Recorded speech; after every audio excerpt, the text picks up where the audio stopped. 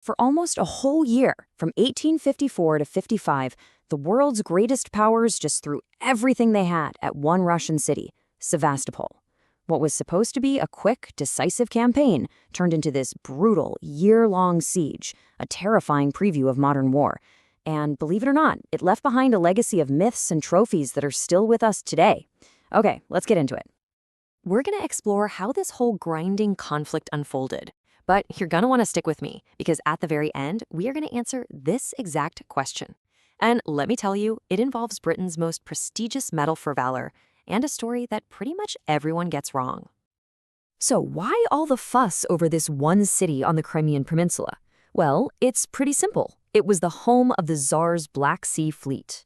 From here, Russia could project its power all over the Ottoman Empire and threaten these vital sea lanes in the Mediterranean. So for the Allies, taking Sevastopol meant cutting off that threat at its source. And the coalition that came together to do it was, well, it was huge. This wasn't just one or two countries. You had a powerful alliance of the French, the British, and the Ottoman empires. And later, the Kingdom of Sardinia jumped in too, all lined up against Russia. This was a true clash of titans. So, with an army of 50,000 men, the Allies land in Crimea back in September 1854. Now, the plan was not for some long, drawn-out siege. No way. They expected this to be a triumphal march right to the city, capture it quick, and boom, end the war. But as you can probably guess, that is not what happened. Right, so all that early optimism, it pretty much collided head-on with a very harsh reality. The march to Sevastopol was anything but triumphant, and the city's defenders, well, they were nowhere near ready to just roll over. The Allies did win that first big battle at the Elma River, which opened the way to the city. But then came the bloody, chaotic Battle of Balaclava. You know, the one famous for the charge of the Light Brigade. And even though it was a messy and costly day, it gave the Russians this huge morale boost. After another Russian defeat at Inkerman, both sides just dug in. The siege had truly begun. And what's really fascinating here is the complete disconnect in expectations. I mean, you have the Allies thinking they'll be home by Christmas after a few bombardments. But the Russians, led by Admirals Kornilov and Nakhimov, they had totally different plans. They were out there every single night, repairing damage, reinforcing their defenses. They were ready for the long haul. And their defense was pretty ingenious, honestly. To stop the Allied fleet from just sailing into the harbor, the Russians deliberately sank their own warships at the entrance. They stripped the cannons off their ships and dragged them into the city's fortifications, turning naval guns into land artillery. The sailors themselves became Marines, beefing up the number of defenders. They basically turned their entire naval base into one giant, bristling fortress. So as the siege just dragged on, it started to change into something new. And frankly, terrifying.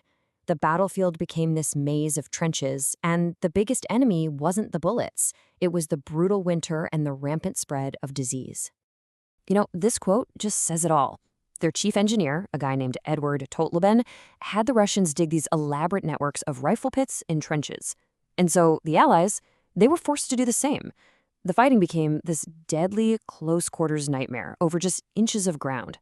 It was a terrifying preview of the Western Front 60 years early. And this chart, wow, this illustrates the true horror of the siege. For the Allied forces, the biggest killer wasn't combat. Just look at the difference. Deaths from disease totally dwarfed the deaths from battle.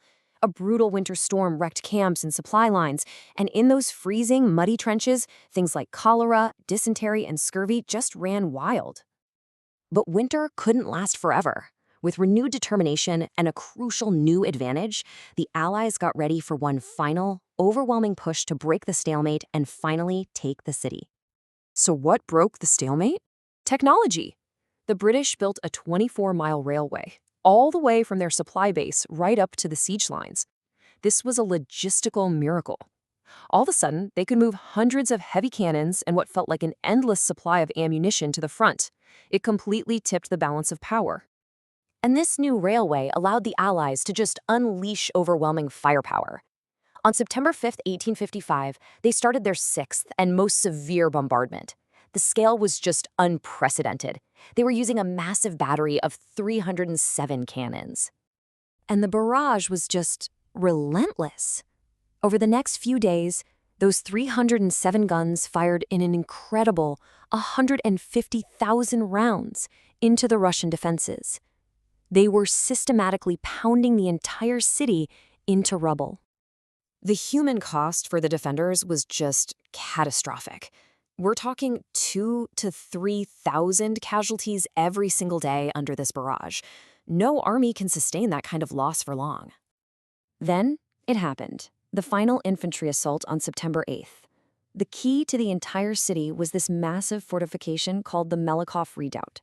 Now, while a British attack on another spot failed, French troops stormed and seized the Melikov. And that was it. That was the linchpin. With the Melikov in enemy hands, the Russian defense was just impossible. That night, they abandoned Sevastopol. So the siege was over, but its story, well, that was just beginning. In the aftermath, the cannons, the bells, the stories taken from the city, they created this whole legacy filled with trophies, some fascinating truths, and one very, very persistent myth. Okay, so let's get back to that question from the beginning. The legend is a powerful one. The Victoria Cross, Britain's highest award for valor, is made from the metal of Russian cannons captured at Sevastopol. It's a great story, but the truth? It's not true. Analysis of the metals has confirmed the bronze is actually of Chinese origin, probably from cannons captured in an earlier war. But the real legacy is just as fascinating, maybe even more so. Hundreds of captured Russian cannons were sent as trophies to towns all over the British Empire. A lot of them were later melted down for scrap during World War II. The famous Guards Crimean War Memorial in London, that actually is made from melted down Sevastopol cannons. And maybe most incredible of all, a massive church bell taken from the city now hangs in Windsor Castle. And get this, tradition says it's only rung when a monarch dies. The Siege of Sevastopol really shows us that the objects we see every day, the cannon in the park, the statue in the town square, the bell in a church tower, they often have these incredibly complex, violent, and fascinating histories. It makes you wonder, right? What forgotten stories are just waiting to be rediscovered, right in our own neighborhoods?